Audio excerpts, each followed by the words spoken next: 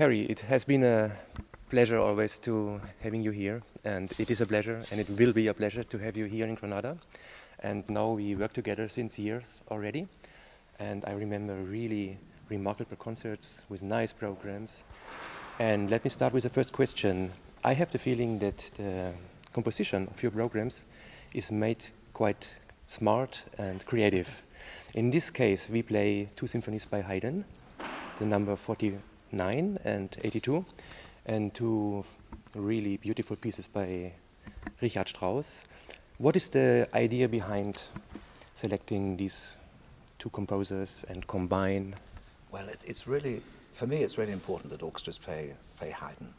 Haydn's one of the greatest composers of the classical period, right. if not the greatest. And his symphonies are really demanding, actually. They're Right. very demanding for the strings. Absolutely. And so it's an amazing discipline for orchestras to get to grips with his works. So that's first and foremost. So I think every time I've come, I've always, practically all the programs, I've included Haydn. Right, along that's the true. way, Yeah. Along the way, which is great. But what I add to it is something different. In the past, I've done a lot of Britain, but here I thought, here's a time when we should be using the talents of the orchestra, and so often that's concentrated actually on the strings, who are wonderful, but actually, we have very good woodwind players, and the Strauss duet concertino is a piece that I know from my student days. I used to play the clarinet, and I used to love this piece, and I very rarely hear it performed, and it's a fabulous work. And for Carlos and Santi to have the opportunity to stand out and play this, I think that's great.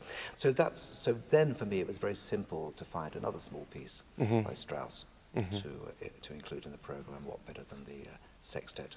Yes. Don Capriccio. So again, it allows the orchestra to show two sides of themselves, that their awareness to early classical music, to period music, and to play it in a very stylish way, and then to let loose and bring out all their romanticism in Strauss. Yes. Oh, fantastic, yeah. Same place? 1, 2, 3.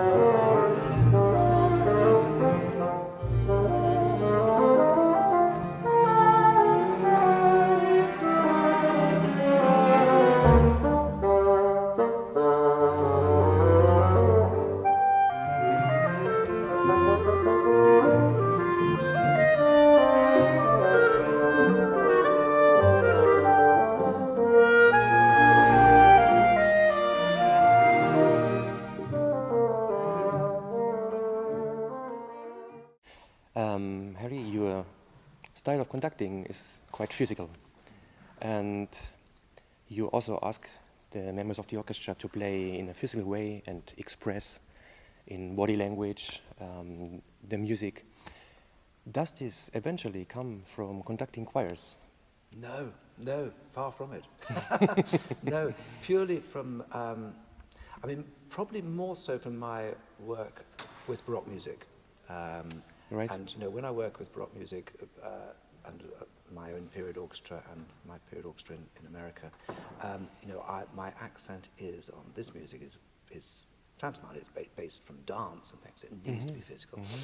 And again, here in Granada, the musicians here, you're so vibrant and physical. It's the Spanish way of life. We're here in Granada, and that should relay itself in the music. Right. That therefore brings the music on stage and the performers alive, because it's not just, for me, it's not just about the music. It's about bringing everybody's personality and character to life, and that's for me what's so special about the Orchestra of Granada, because it's full of characters, it's full of personalities, and the audience need to see those. Absolutely. And I have to say, myself, as the concertmaster, I really highly appreciate that you ask for this kind of physical playing, and you always breathe deeply before starting the music, for example. And for me as a concertmaster, it's deeply satisfying to collaborate in this kind of manner. Yes, Yeah, yes, absolutely. I think it is. It is, though. It is very. You mentioned one very important thing: breathing. Yes, yes. Which so often orchestras don't do, and that, of course, is a vocal thing. With my own group, the 16, they have an ability to really breathe and feel the music. I mean, very few choirs do. It becomes sort of uniform and rigid, and Yes. and that's not my way of doing things with singers. And exactly the same with instrumentalists, because you do need to breathe the music, you need to breathe the phrases, and not just plow on with the music and get from the beginning. First beat starts, you have to rush to get to the end. I agree. Now, the moment before starting is very important, and if the moment before starting is filled with a deep breath, then gives confidence and energy and positive energy. I think the orchestras should really breathe like a choir. Maybe we can. Yeah. Yes. I think it's very put it this important. way. Yeah. Yes. Yes. I mean, it's strange because when I only have my one choir, which is the 16, and it's interesting how I blend with them instrumental ideas as well as vocal. And it's the same when I come to an orchestra. I often blend vocal ideas with instrumental ones, and it works very well. But, after all, we're playing, great music. When we're playing Haydn, it's not academic. It's full of ideas. It's full of wonderful emotions. Yes. Both sad and joyful, and we need to really get into that and play that.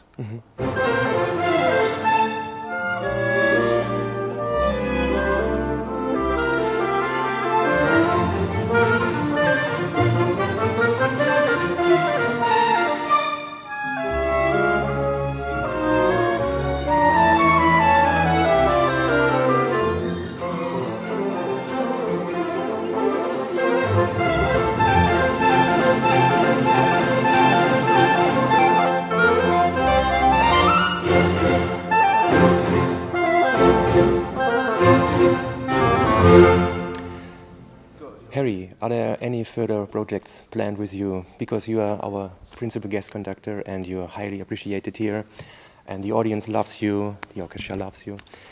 Are there any further projects planned in the future? Well, I love Granada. I adore coming We all here. do. Yeah, I will come back obviously once a year. Yes. I'd really like to try and make that more than once a year. But there'll be more Haydn.